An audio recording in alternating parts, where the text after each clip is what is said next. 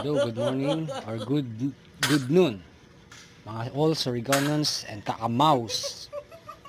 Ngayon guys, ito yung ulam natin.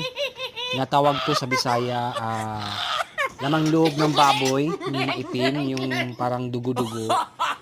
Sa Surigao to duguan, dinuguan. Kumakain yan, dinuguan. Oh, hindi mati yung amaw natin na mga ka-guys. Oh, dugo yan. Oh, karning laman loob ng baboy. Oh, see? Yan, oh. Hindi lang wakwak, hindi lang aswang kumakain niya, pati ako kumakain. Pangalawang ulam guys, ito naman yung pansit. Pampahaba ng buhay sa mga amaw na kagaya natin ng LGBTQ. Pero ito yung pagkakanin natin guys, yung kanin natin kakaiba. Mostly yung kanin natin siguro brown rice, white rice, mostly white rice, puting bigas. Pero sa akin guys, social. Meron naman yung ibang pagkain na magbigas na mga rose, pangalan nun.